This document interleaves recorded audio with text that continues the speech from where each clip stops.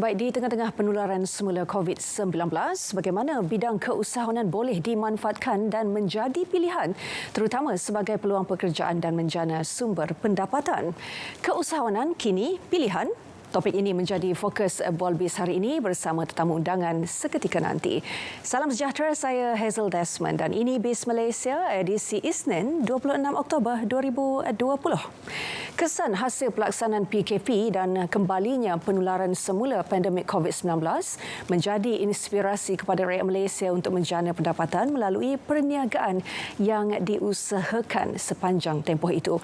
Malah ada usahawan dikurniakan rezeki berlipat ganda meraih jualan sehingga mencecah 7 angka.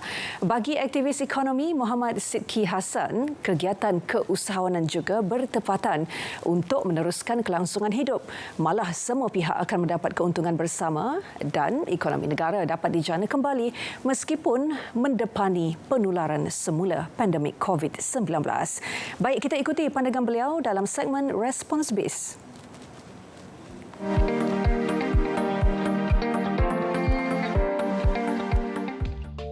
Satu laporan oleh Jabatan Statistik pada awal tahun 2020 telah menyatakan bahawa di Malaysia terdapat lebih kurang 3.5 juta orang pemilik perniagaan pelbagai saiz daripada syarikat-syarikat tersenarai, syarikat senyap berhad dan juga usahawan-usahawan mikro di Malaysia. Ini bermakna bahawa pandemik COVID-19 ini mempunyai kesan yang cukup besar kepada penduduk Malaysia secara keseluruhannya. Dan semenjak bermulanya pandemik COVID-19 telah berlaku banyak perubahan ataupun proses asimilasi dan juga proses inovasi produk dan perkhidmatan yang kita saksikan. Malah sebagai pengguna, kita sendiri melihat bagaimana perniagaan dalam talian telah tumbuh seperti cendawan selepas hujan dan mereka saling bersaing di antara satu sama lain. Satu kelebihan yang ada pada seseorang usahawan adalah keupayaan mereka untuk mengintai peluang perniagaan di mana berbanding dengan golongan yang bekerja, golongan usahawan sentiasa aktif ataupun mempunyai idea-idea untuk bagaimana mencipta permintaan untuk barangan dan juga perkhidmatan yang mereka tawarkan.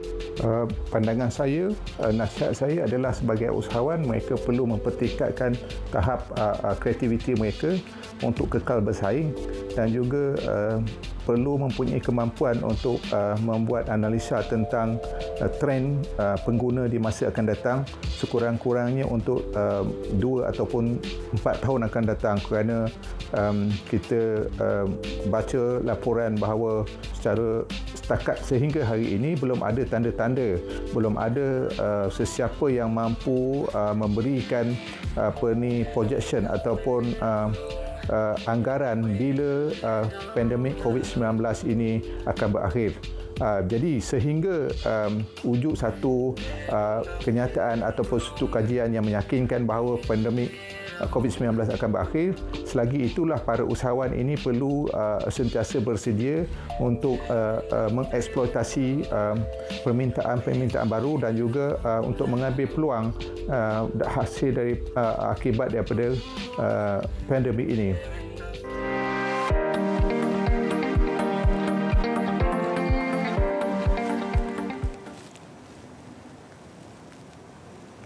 Baik, itu tadi respons BIS mengenai keusahawanan jana pendapatan yang pastinya dapat membuka peluang pekerjaan kepada rakyat Malaysia untuk memperolehi pendapatan.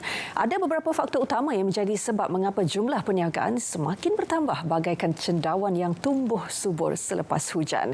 Ini satu perkembangan yang amat menarik dan tren baharu kemunculan perniagaan sepanjang tempoh PKPB. Mengambil kira perkembangan semasa termasuk cabaran pandemik COVID-19, bagaimana bidang keusahawanan menjadi pilihan rakyat dan meraih pendapatan melalui bidang ini. Untuk perbincangan topik ini, kita terus sahaja bersama rakan penyampai Akmal Hafiz Ruslan dalam segmen Bualbis. Terima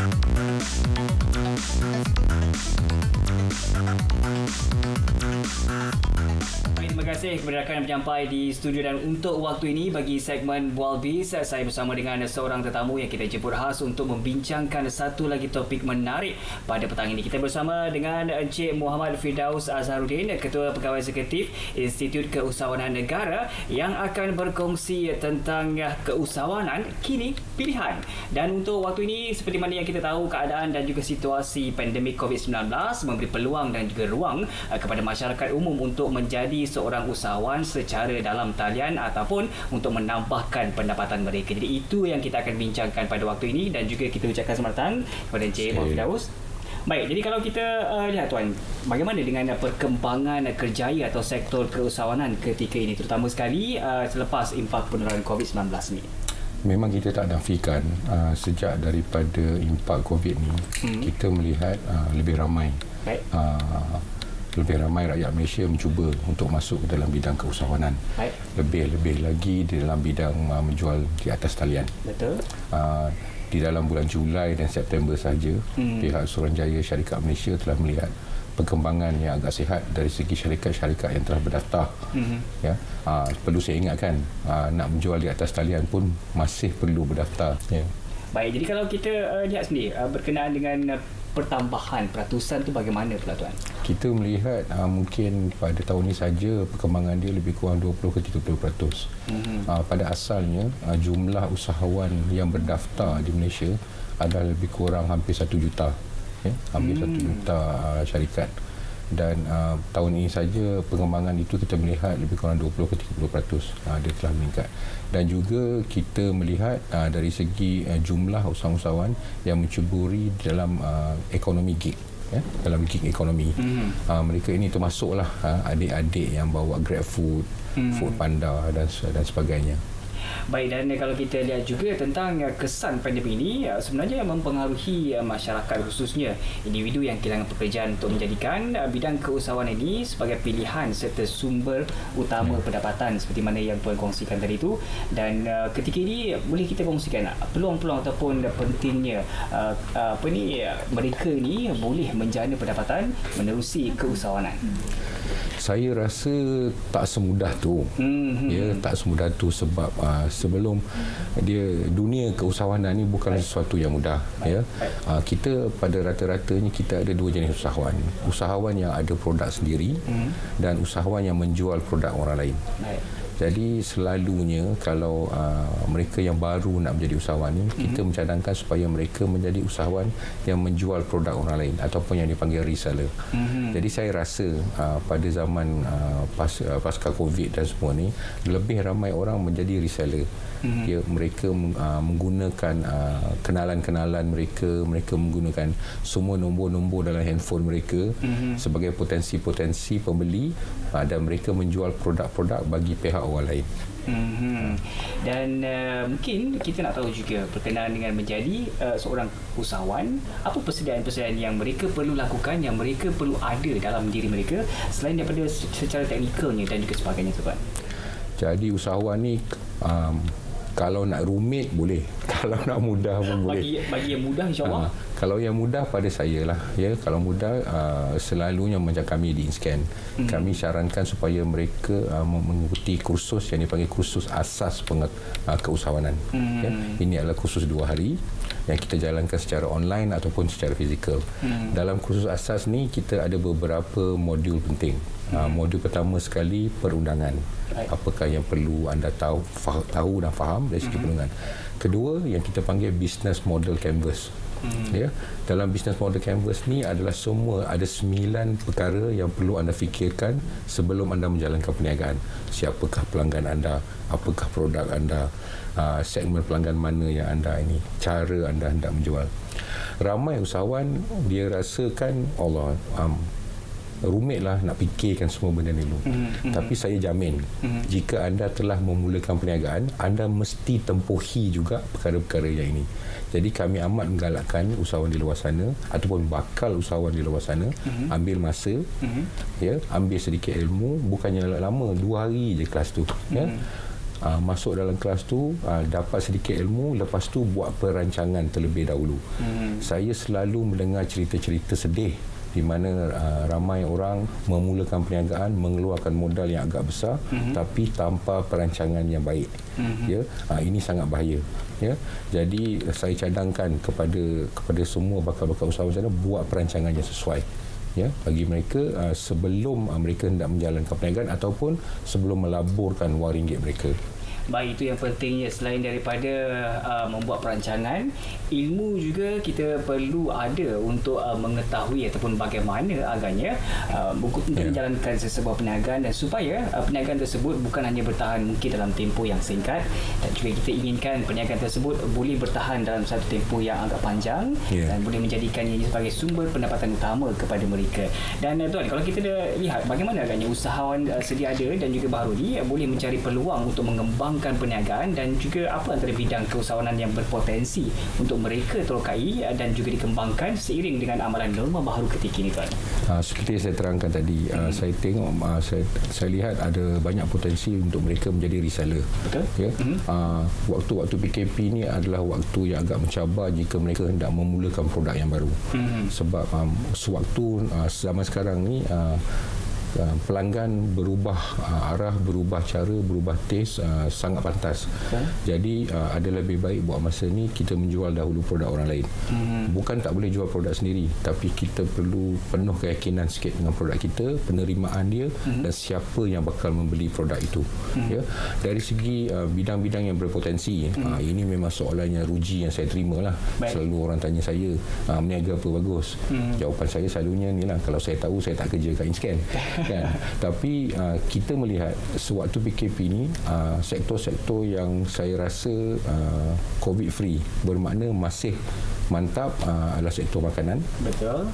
Baik. Lebih-lebih lagi kita melihat lebih banyak produk ready to eat. Ya, produk ready to eat ini menjadi sangat popular sewaktu bulan puasa yang tahun lepas. Tahun ni ya. Orang ramai tidak keluar daripada rumah, tidak boleh pergi ke restoran, tapi masih ingin merasakan makanan-makanan yang mungkin mereka tak pandai masak. Jadi produk-produk ready to eat sangat popular, dan kita tengok di supermarket juga kita dibanjiri dengan produk-produk ready to eat. Jadi kita akan sambung seketika selepas ini. Kita nak tahu juga mungkin apa program yang dilaksanakan oleh InScan untuk membantu para usahawan kita, dan berhenti rehat seketika. Biz Malaysia selepas ini.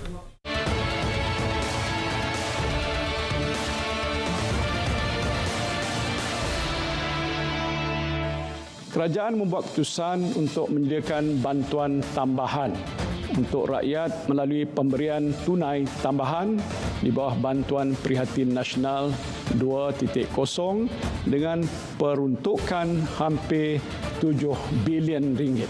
Pertama, RM1,000 kepada 3.7 juta isi rumah B40. Keduanya, RM500 kepada 3.8 juta kumpulan B40 bujang. Ketiga ialah RM600 kepada hampir 1.4 juta isi rumah M40, dan keempat ialah RM300 kepada 1.7 juta kumpulan M40 bujang.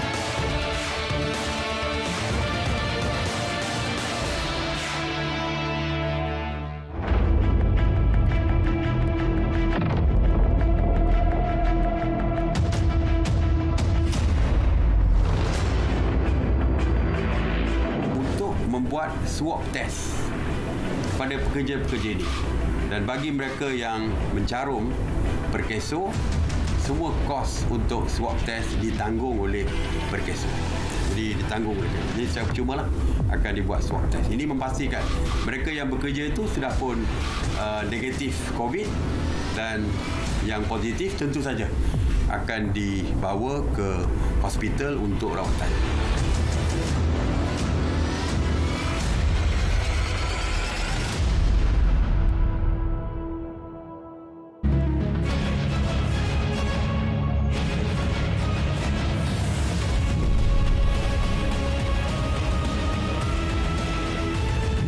Sekira sekiranya dilihat secara umum, perkataan darurat tu ia mungkin boleh mendatangkan ketakutan kepada rakyat. Tapi kalau kita lihat dalam keadaan semasa, contohnya kita masih dalam keadaan yang boleh dikawal, tetapi ada setengah-setengah perkara yang memerlukan perundangan dalam jangka masa pendek atau jangka masa panjang yang boleh membuat sesuatu yang tidak boleh diselesaikan dengan undang-undang biasa.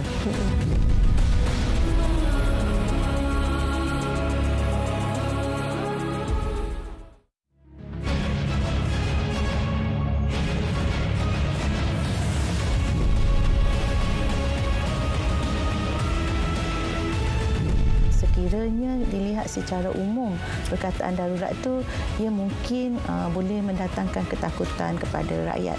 Tapi kalau kita lihat dalam keadaan semasa, contohnya kita masih dalam keadaan yang boleh dikawal, tetapi ada setengah-setengah perkara yang memerlukan perundangan dalam jangka masa pendek atau jangka masa panjang yang boleh membuat sesuatu yang tidak boleh diselesaikan dengan undang-undang biasa.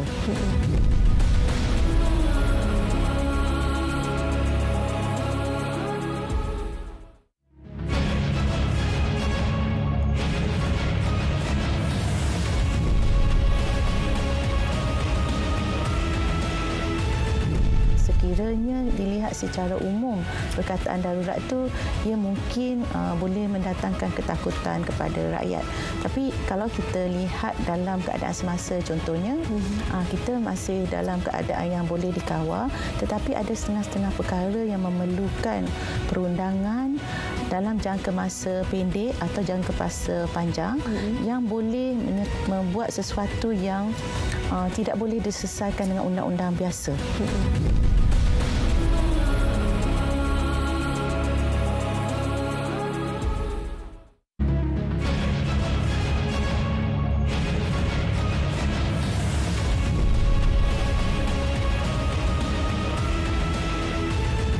Sekiranya dilihat secara umum, perkataan darurat tu ia mungkin boleh mendatangkan ketakutan kepada rakyat. Tapi kalau kita lihat dalam keadaan semasa, contohnya kita masih dalam keadaan yang boleh dikawal, tetapi ada setengah-setengah perkara yang memerlukan perundangan dalam jangka masa pendek atau jangka masa panjang yang boleh membuat sesuatu yang tidak boleh diselesaikan dengan undang-undang biasa.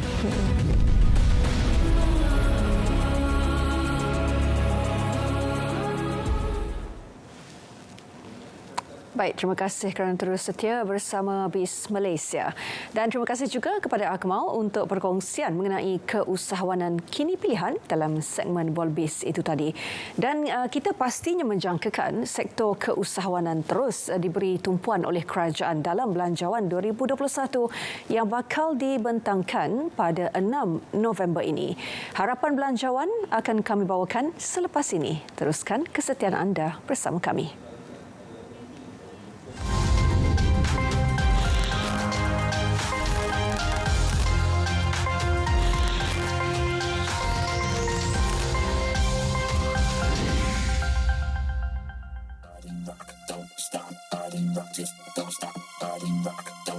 Harapan saya untuk Belanjawan nanti adalah kerajaan memperbanyakkan bantuan untuk PKS-PKS ini dan kalau boleh permudahkan proses untuk memohon kepada bantuan-bantuan ini sebab kita tahu SME ataupun PKS adalah tulang belakang ekonomi negara kita.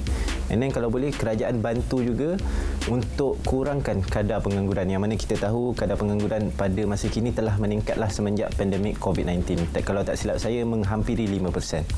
Jadi kalau boleh kerajaan cuba macam subsidi upah yang ada sebelum ni diteruskan ataupun ditambah baik semula supaya kita dapat kurangkan kadar pengangguran ataupun buatlah apa-apa inisiatif sekali untuk mengurangkan kadar pengangguran. Sebab bila kadar pengangguran terlampau tinggi dia akan membawa kepada masalah lain pula.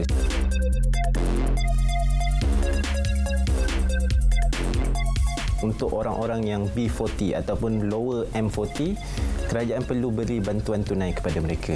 And lastly, untuk sektor pendidikan pula, saya harap kerajaan banyakkan inisiatif untuk membantu yang di luar bandar untuk akses kepada pendidikan. Sebab kita tahu kalau sekolah tutup, yang paling sikit adalah masyarakat-masyarakat di luar bandar yang tak ada infrastruktur yang cukup. Jadi itulah serba sedikit harapan saya untuk Belanjawan 2021.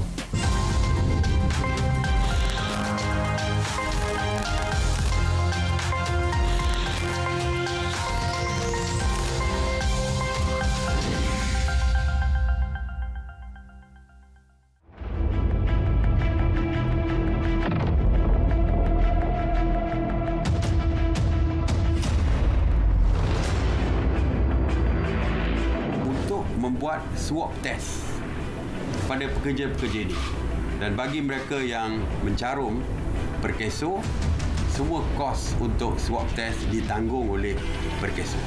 Jadi ditanggung oleh Perkeso. Jadi secara percumalah akan dibuat swab test. Ini memastikan mereka yang bekerja itu sudah pun negatif COVID, dan yang positif tentu saja akan dibawa ke hospital untuk rawatan.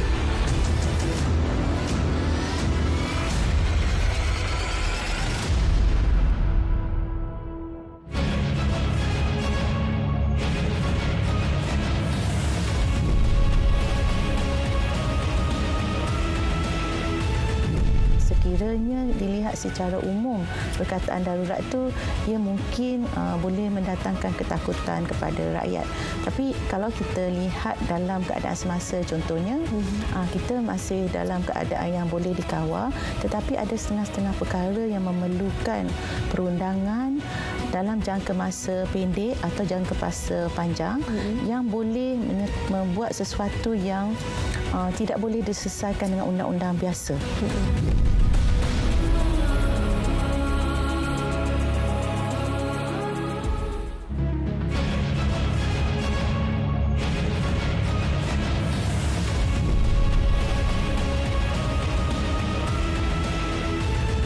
Sekiranya dilihat secara umum, perkataan darurat tu ia mungkin boleh mendatangkan ketakutan kepada rakyat. Tapi kalau kita lihat dalam keadaan semasa, contohnya kita masih dalam keadaan yang boleh dikawal, tetapi ada setengah-setengah perkara yang memerlukan perundangan dalam jangka masa pendek atau jangka masa panjang yang boleh membuat sesuatu yang tidak boleh diselesaikan dengan undang-undang biasa.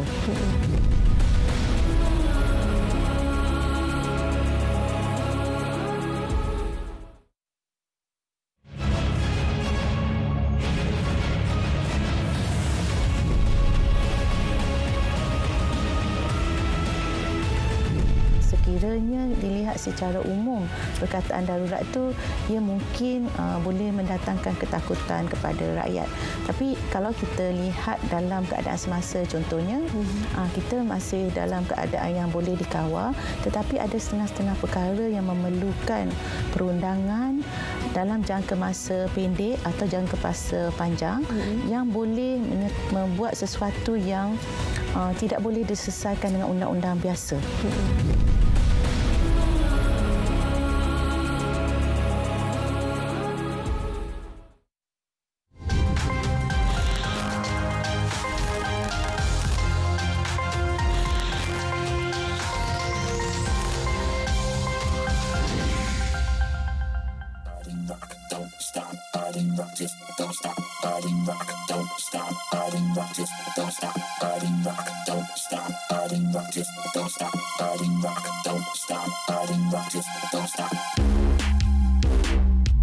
Saya, usahawan PKS, mengharapkan belanjawan yang bakal dibentangkan nanti dapat membantu para usahawan dengan menyediakan platform pinjaman secara online dan proses yang cepat dan mudah.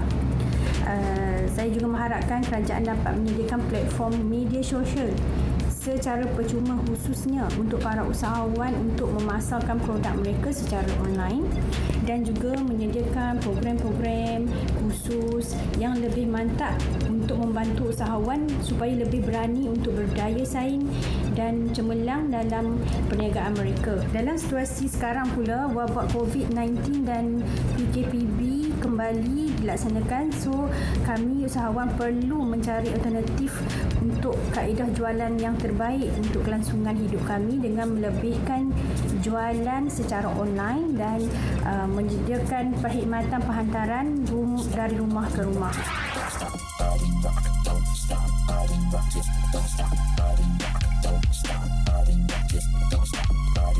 Sebagai usahawan IKS, harapan saya untuk Belanjawan 2021 yang bakal dibentangkan nanti adalah sokongan daripada agensi iaitu jabatan di bawah kerajaan, khususnya Kementerian Pertanian dan Industri Makanan berkaitan pakej pemulihan bagi meningkatkan kembali pemain industri PKS dalam menangani isu COVID-19 seperti insentif kepada usahawan PKS.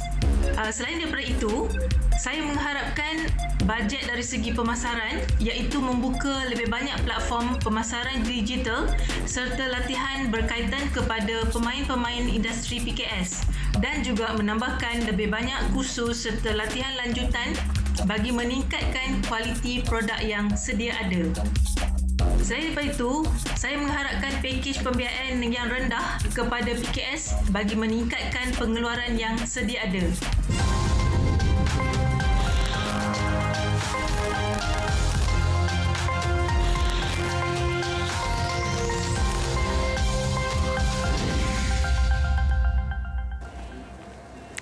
Baik, harapan belanjawan 2021 itu menutup paparan BIS Malaysia edisi 26 Oktober 2020. Terima kasih kerana terus kekal bersama kami di saluran berita RTM, maklumat sahih jenama dipercayai. Terus amalkan kawalan kendiri dan patuhi SOP PKPB untuk sama-sama kita mengekang penularan COVID-19. Amalkan mengimbas aplikasi MySejahtera di mana sahaja anda berada. Kita jumpa lagi. Saya Hazel Desmond. Salam sejahtera.